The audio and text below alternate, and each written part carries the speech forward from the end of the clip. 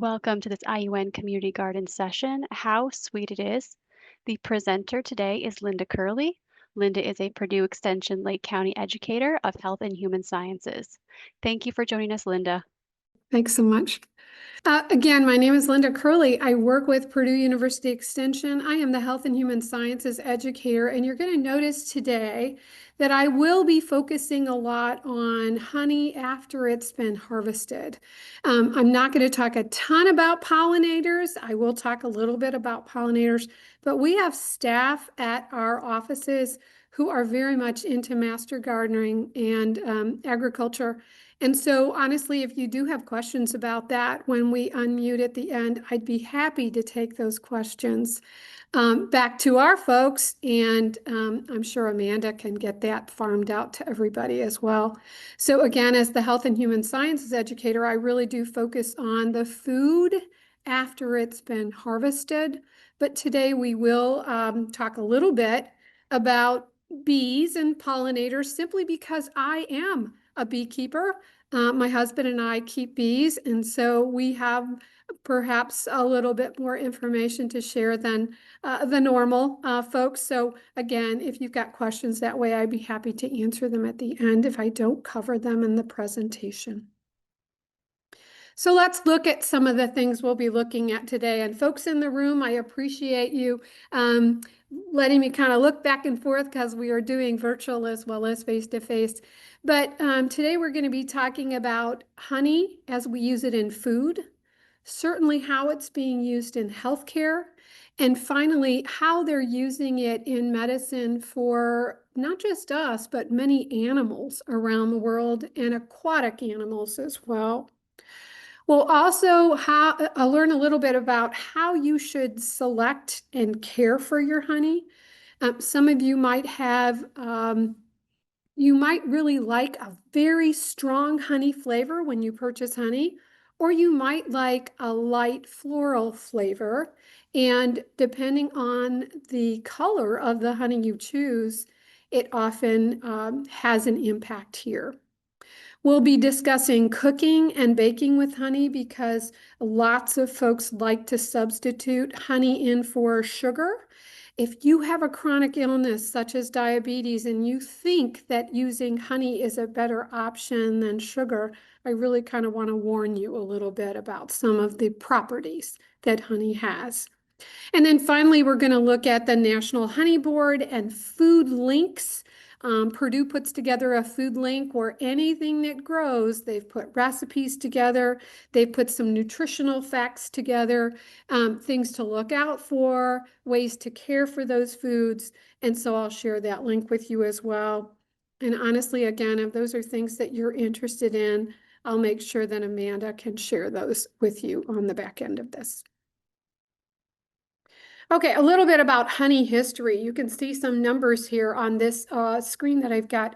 Humans have been gathering honey for thousands of years, actually. And you can see here that, 6,000 BC, people are shown to be writing on rocks. The various rock art that's out there in Spain is showing us that they have folks who are climbing into the hills or climbing on rock formations and harvesting honey. So we know that this has been around for quite some time.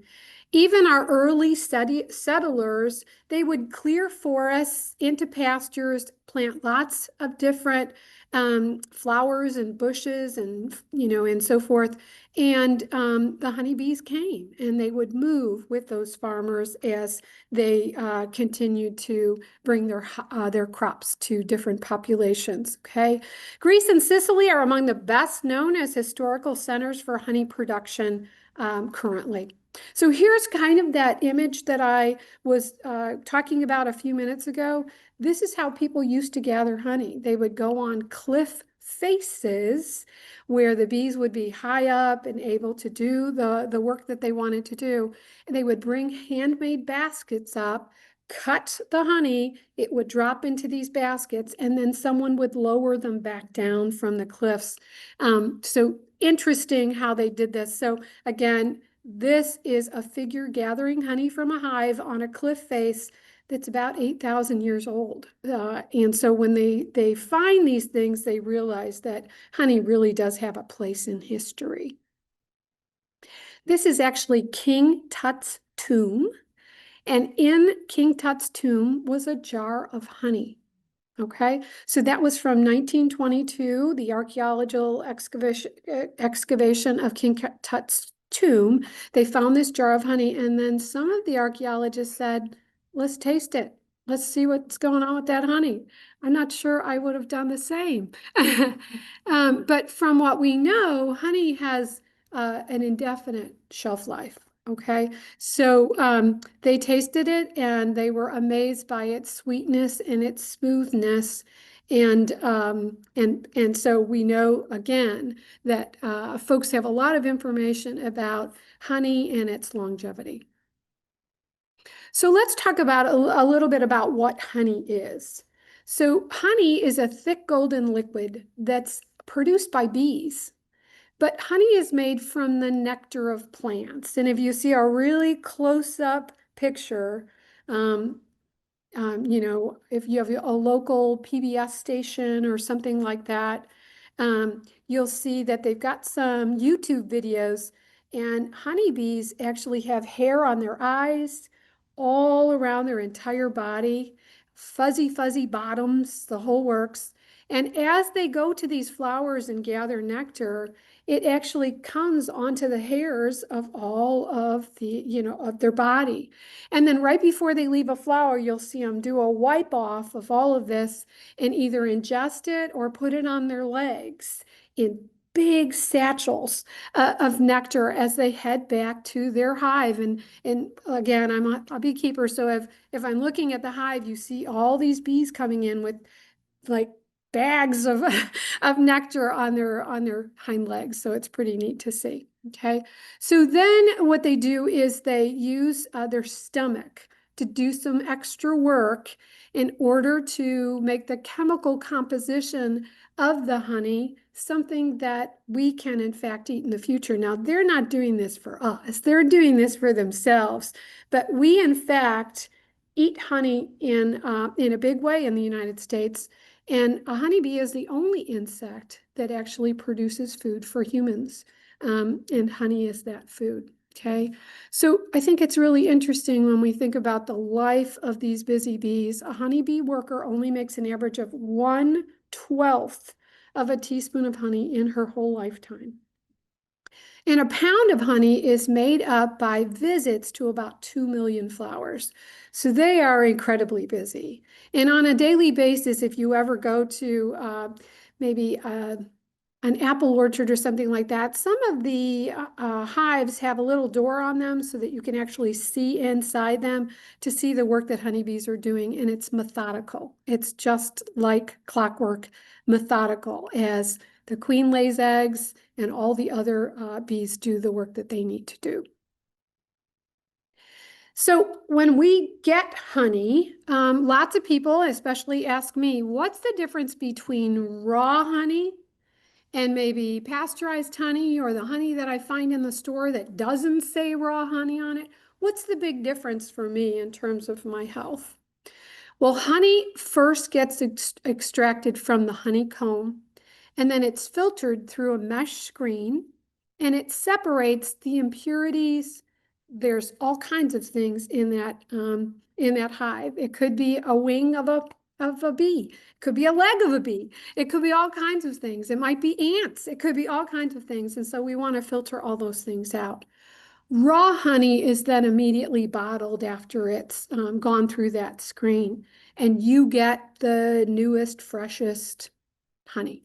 Okay. Now, regular honey, or the honey that you see at stores most often, involves a pasteurization where they bring it up to a certain temperature and they do some filtration.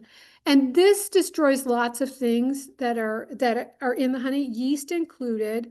But the National Honey Board has found that heating honey does not affect the nutrient content or the antioxidant content. And so I don't want you to think that if you can't get raw honey, that it's okay for you to get the pasteurized honey.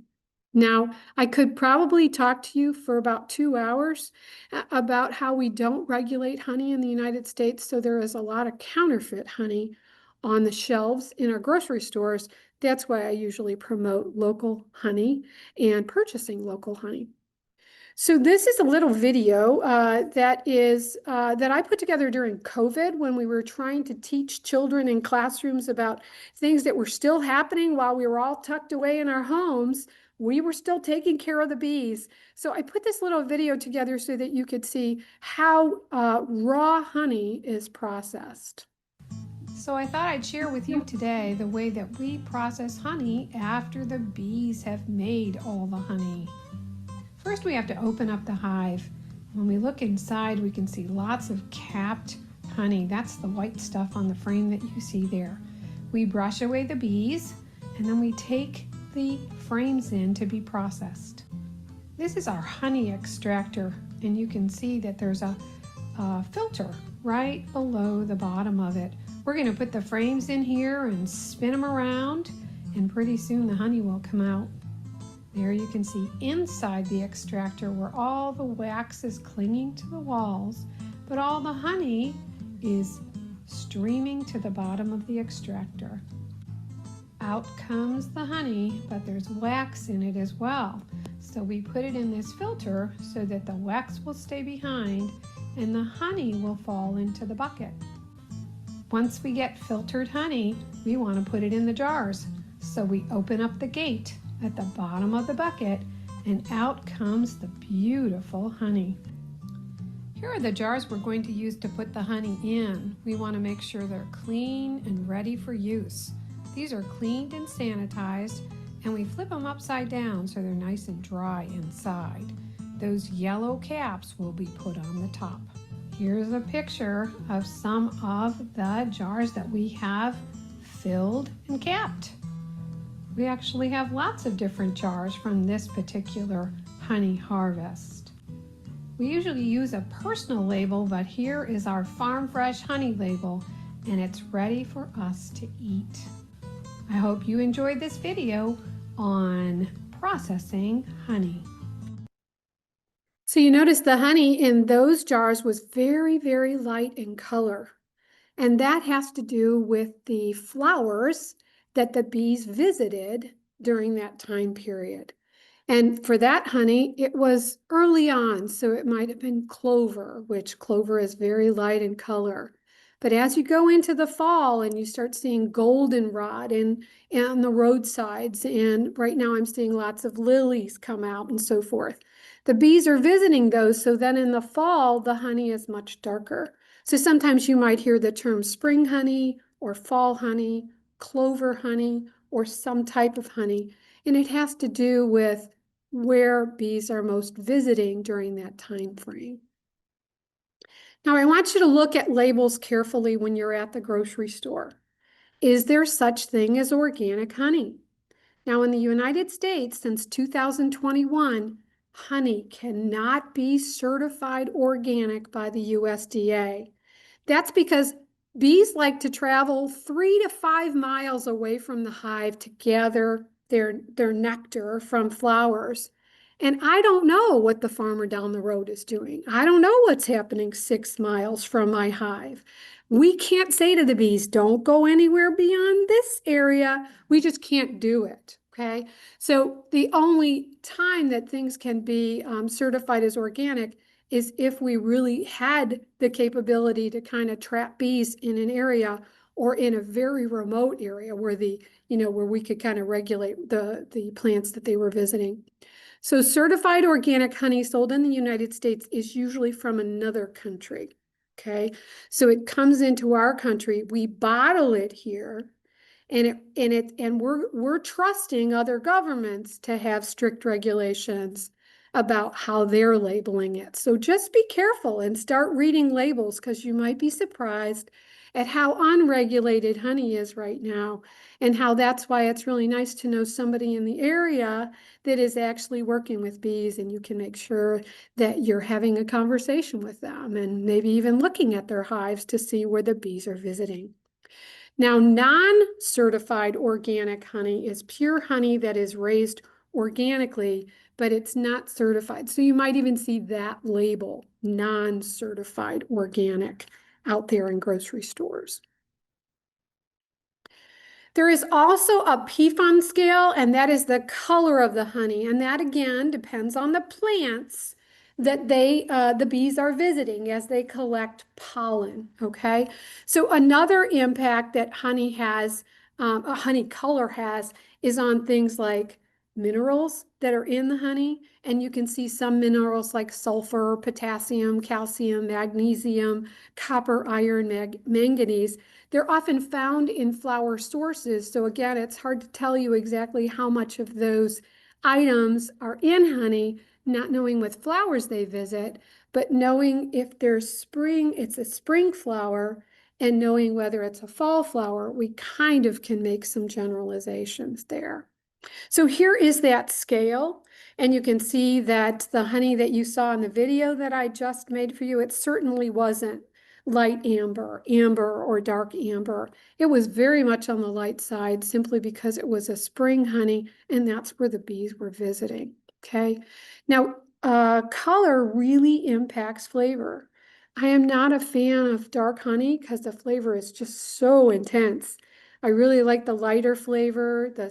It's sweet. There's a soft floral flavor to it. So, when you're out and about and you're purchasing honey, purchase some in the spring, purchase some in the fall from a local grower and see the difference and see what you like. So color is also indicative of that antioxidant content in the product. The darker the honey, the higher the antioxidant content. This is helpful when we want to reduce free radicals in our body. So dark colored buckwheat honey in the United States is 20 times more useful in bringing antioxidants to you than something really light like a sage honey. Remember too that healthy pollinators make healthy food. They can improve our fruit set. So if those of you that are growing fruit trees or bushes that have blueberries and so forth on them, be careful what you're doing when you spray things on your grass and on your weeds, because know that you're killing your bees that can be helpful to pollinate our produce, or our plants that produce for us around the world.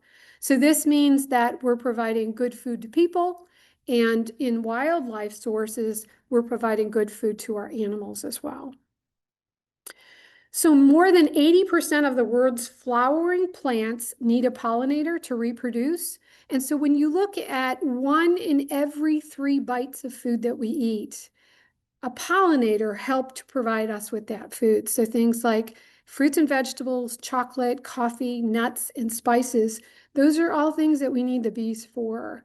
I was talking to a local beekeeper the other day who had said that last year we had such a terrible year for bees that some hive keepers or some beekeepers, they lost thousands and thousands of hives just because of lots of things that are going on right now with bees. So we have to be cautious about what we spray in our lawns and how we provide bees with opportunities to pollinate and to help them grow. When we think about honey and how it's used, we don't just eat it, we also use it to treat wounds and burns. And so lots of hospitals around the world have been doing this. The ancient Egyptians even used honey to treat wounds. It has natural compounds in it that are antifungal, antibacteria. They promote healing. They are anti-inflammation, so there's lots of good properties to honey. And then medical grade honey is often used for people as well as elephants and aquatic animals, rhinos and so forth at various zoos and various rescue operations around the world. According to Mayo Clinic, honey contains mostly sugar, but it does have a few other things that can be beneficial to cardiovascular health. Some people use it as a cough suppressant. It helps with gastrointestinal disease, neurological disease, and also wound care, as was just mentioned. And then this slide from the National Institute of Health just tells us a little bit more about how honey can treat acute cases of burns or of wounds. And it is because of that anti-inflammatory that's often found in honey, along with an antibacterial. So dark honey, very dark honey, is something that we often see lately in grocery store shelves and so forth. It's called Manuka honey. And I get lots of questions about Manuka honey in my office on a daily basis. So Manuka honey is a dark honey. It's made from the nectar of Manuka trees in New Zealand. So if you're in the grocery store and you see Manuka honey, or at a health food store or wherever the case may be, and it says that it was harvested and processed in the United States, it's not Manuka honey. It can't be Manuka honey, okay? Manuka honey has an antibacterial compound that is very unique to honeys, and it's got a DHA. So recent studies support the use of Manuka honey to heal wounds, skin disease, fight deadly bacteria, and it even shows promising results in healing or helping with cancer. So there are some updated regulations for Manuka honey, and I guess I wanted to put them on the slide because of the fact that I didn't want you wasting your money on something that truly wasn't Manuka honey if you were out there at the grocery store. I think Manuka honey right now for a very small jar is going for like $92 or so on, places like Amazon and so forth. And I caution you again to be really looking at where the honey is from. So if you are purchasing Manuka honey, here are some things for you to look at. The honey should be labeled with a guaranteed MGO content listing, and I'm going to show you a slide with that on it in a minute here. The concentration might say 265, and if it says 265, it tells you that there is 265 milligrams of this MGO per kilogram in the honey. And the label should have a trademark on it that helps you with purity, potency, and authenticity of the Manuka honey. Again, the label should say that it comes from or is processed in or harvested in New Zealand. Okay, so this is a good example of what a label might have on it. So you can see that we talked about the MGO number. We also talked about how the higher the number, or if I haven't talked about this, the higher the number, the better the antifungal, antibacterial, antioxidant value in it, okay? So as we go to those higher numbers, you can see that is listed here. They also use this UMF number, and on this particular jar that you see on the screen here, the number is 16 plus, so you can see that that's pretty high. It's about as high as you can go. And this particular jar is, in fact, a jar that was processed and harvested in New Zealand, but then it was shipped to the United States and packaged in the United States. Do you see what I mean? It had to be done somewhere else. It can't be done in the United States when it comes to harvesting and processing. So then it can be shipped to somebody else, certainly to put it in a bottle for us. But that's why it's important for you to really zone in on the nutrition facts label as well as all of the other information that's on the bottle. So honey also contains pollen, and some people like to eat local honey for relief from various allergies. And this idea is that it might be similar to maybe an allergy shot that you would get. Now, I want to caution you because the science is clear that eating honey won't help people with their seasonal allergies, but some people swear by it. There are people that visit our cart. We have a roadside stand. They visit our cart and all they say is, where is this from right here? Because I live down the block because this really helps my allergies. So people know what they know about themselves. I'm just telling you that this is where the science lies currently.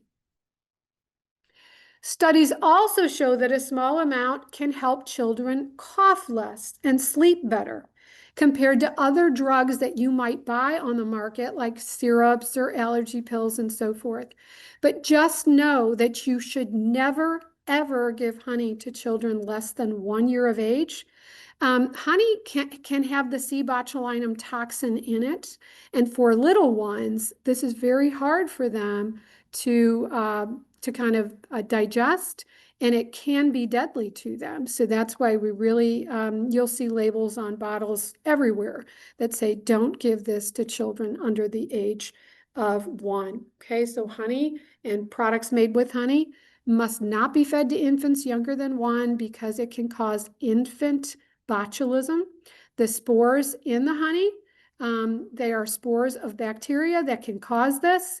And so in that intestinal tract of the infant, there may be some toxins that could cause them to be very ill. For older adults, this is something that we've kind of moved past. As we get older, our immune system is a little bit stronger.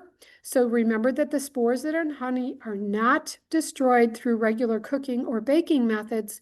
So even if you have a child at home that's under the age of 1, don't be giving them baked goods and other dressings or things that you think you've heated up enough to avoid the botulinum toxin, because it can in fact survive heat. Honey is also not recommended for those who have sugar-resistant diets. So that means if you are diabetic, pre-diabetic, or you have some issue that way, it's really important for you to know that it does contain glucose and fructose, and it reacts in your body the same way that sugar would. In fact, it's a little sweeter than sugar. So honey is composed of the same basic parts of regular sugar, and our body uses it the same way, so it's absorbed in our bloodstream the same way, and we have to take that into consideration. I'm going to skip by the processing of the beeswax right here. That's kind of another whole nother presentation, but what I can say to you is during COVID, we took a lot of the beeswax because we wanted to use all parts of what the bees produce for us, and just made some soothing salves for nurses' hands, lip balms and so forth, and we donated them to quite a few hospitals, and a lot of other beekeepers were doing the same at the time. So there are different types of honey that you can purchase, and I showed you a few minutes ago what liquid honey looks like when we put it in the spinner, or as we process it. And so most honey produced in the United States, it's very conveniently placed in a squeezable bottle or a glass bottle so that you can in fact use it for cooking, baking, eating right out of the jar, putting on top of yogurt, whatever the case may be. Comb honey comes as it's produced. So when we do comb honey, you actually cut the comb right out of the hive, you put it into a jar and the honey kind of seeps out of it, and you actually sell it that way too, and people swear by it. There is whipped honey that's spreadable, and you've seen it like if you go to apple orchards and so forth in the fall, you'll see a lot of this whipped honey. It's got a lot of air whipped inside of it. And so it is supposed to help with crystallization. And so as you see it, it's a light color. It looks almost foamy. And that's out there for us as well. And then know too that naturally crystallized honey is just this idea of it sitting on your shelf for a long period of time and those sugars start to crystallize. There's nothing wrong with it. And in fact, if you want to bring it back to its original form, you can certainly do that in a little pan of warm water. You'd put the whole bottle in there. You wouldn't pour it out into the pan. And you could, in fact, let it sit in that warm water so that it did come back to its liquid form. High heat is not a great idea here. It's a real slow process to do this. I have put the link here in the bottom of this slide for Food Link, and they tell you exactly how to do that. The USDA also provides us with nutritional information, and you can see, look at all the the information about carbohydrates and sugars here. So those of you that are having issues with chronic illness like diabetes, this is something for you to think about comparatively in terms of sugar. So there are things like potassium in here, but certainly when it comes to you looking at carbohydrates, that is something that we're concerned about folks knowing, because oftentimes I hear folks who are diabetic say, I don't eat sugar anymore, I only do honey. Well, that's not a great idea either. As much as I love honey, that isn't necessarily a great idea for those of us that have issue that way. As I mentioned before, there are multiple health benefits: antioxidant, antibiotic, immune system booster, antifungal, anti-inflammatory, and a lot of people use honey as a home remedy for lots of different ailments that they have. So there's lots to be said for honey. It's just I want you to know that it is sugar and that you have to treat it as such. So both honey and sugar come from natural sources. Honey definitely has all of the things that are mentioned on the screen here. About a teaspoon of honey is roughly 21 calories compared to 16 in sugar. Okay, so you can see even the caloric intake is a little bit higher. And so as you put honey on your tongue or you put refined sugar on your tongue, honey registers as sweeter. So making adjustments to recipes are important for us to do too. So let's think about using honey. Use the right honey for whatever it is that you want to do. So the darker honey will always have a stronger taste. So if you're putting it maybe in a salad dressing or you're using it to bump up flavor somewhere, know that there'll be a very strong honey flavor in a darker honey. And then the lighter colored will always give you a sweet, neutral, almost floral flavor. When you're measuring honey out for recipes, spray the cup that you're using to measure first, and the honey will kind of slip out of that cup and you'll get an accurate measurement. Because many times if you pour honey into a measuring cup and spill it out, lots of it stays inside there. It's a big old mess to try to get it out of that cup accurately. So a little bit of cooking spray, put it in there, and it'll just slip right out as if it was never in there at all. Use less honey than sugar because, again, honey is sweeter. So if the rule of thumb here is if you have a cup of sugar in a recipe, use 3/4 of a cup instead. And then we do suggest you add baking soda because it reduces the acidity of honey and it almost gives the baked goods a kind of lighter lift. And so those are some good ideas if you're going to substitute in for flavor. So for every cup of sugar, substitute about 1/2 to 2/3 of a cup of honey. For every cup of honey that you're doing in a recipe, you have to reduce the liquid because honey is, if you're going to substitute for sugar, honey is a liquid.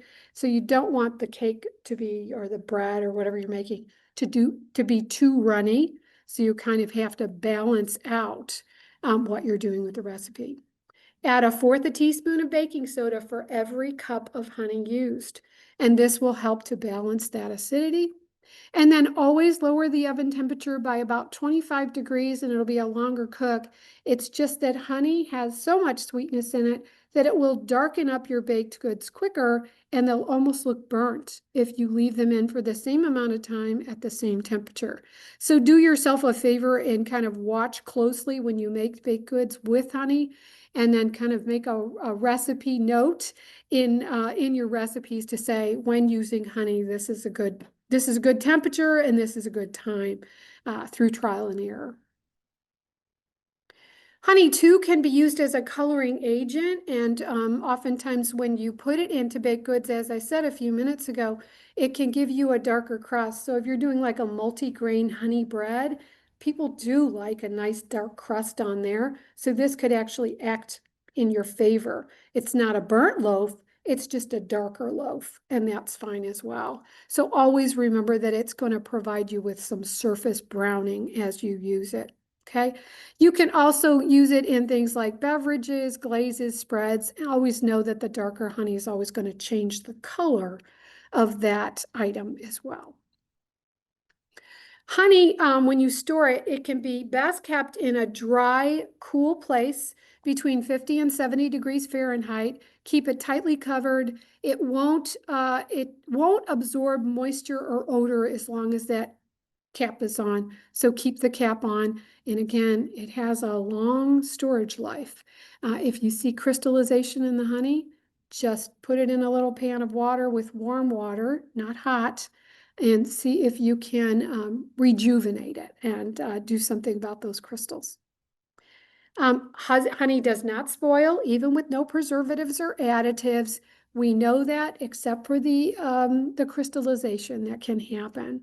And again, it's very easily reversible by just putting it in a pan of warm water and waiting for those crystals to go away. Here is a good example of it. Place the open jar in a saucepan with an inch of water. Heat that water gently on low, and as soon as those granules dissolve, you can transfer it now to either a clean jar or keep it in that jar and store it as you should. Again, take that top off when you're putting it in this pan of water. Here's some fun recipes, and I make these all the time. They are in your slides here, and I'm going to share the slides with Amanda so that you can have these. But this is peanut butter, honey, a little bit of dry milk, and some whole grain cereal. These are no bake. You just chill them for 30 minutes. They're a little tiny ball, and people pop them in their mouth, and the nourishment in these honey balls is pretty extraordinary for what they are. So you don't have to use peanut butter if you have an allergy. Use a seed butter or another nut butter, and they are amazing. Don't forget to put that dry powdered milk in there. This is a watermelon and feta salad, and so the honey is just 2 tablespoons of honey that's added to the olive oil and the balsamic vinegar. It's amazing. So this has watermelon, feta cheese, some chives, and then that dressing that you make, and you can cut some mint and put it on top, and it's an incredibly refreshing salad. And then this is honeybee ambrosia, where you put lots of wonderful citrus together with some coconut, and you make yourself, you blend the orange juice and the honey, and you pour it over the fruit and sprinkle on some coconut, and it's another really wonderful treat, especially when it's icy cold. Always think about adding honey to a glass of water for an energy boost, and this is just, again, the sugar in there gives you a bit of an energy boost. Peanut butter and honey sandwiches are really great on whole grain bread, and then you can use them to certainly sweeten up desserts, baked goods, things like that are a great use of honey as well. This is the National Honey Board website. Again, they have a recipe finder here. They have lots of information about bees and sustainability, loads of information about honey in general. So if you go to the National Honey Board, and again, you can put this in Google and it'll come up with the board site, it tells you all the information you need to know about bees and honey. It's a very popular site because they put lots of new recipes up on a continuing basis. Honey was also used and continues to be used in brewing. So those of you that like mead, or you've seen a shop that sells mead, it means that they're using mead as they brew. And so lots of people call this honey wine, but I know I live in the Valparaiso area, and there is a place that makes mead in town there. And so if you're ever in the area, you can surely stop in and taste it. This is the link that I told you about earlier. This is Purdue Extension's food link, and this just happens to be their National Honey Board recipe page. And so it will take you to both websites that I've talked about in this presentation today. But basically anything that grows and that we harvest, including herbs, are located on the FoodLink hub. It talks to you about how you harvest them, how you clean them and prepare them for cooking, recipes that you can use them in, and certainly storage, safe storage of the items that you've harvested as well. And in particular, they have this area focused on honey with information from the Honey Board. And as I said earlier, if you think of something in the future, Amanda knows how to get in touch with me, and we have a whole staff back at the office working on pollinators. And right now they're actually looking at all the caterpillars for the monarch butterflies that are going to be coming out in droves. So lots of work is being done in terms of pollinators. All right, doesn't look like we have any questions. I know you were very thorough, Linda. I had already had a few questions written down and you covered them in your Oh, good. presentation. So that just speaks to how thorough you are as a presenter. So thank you so much for that. Oh, you're welcome. My pleasure. Thanks so much.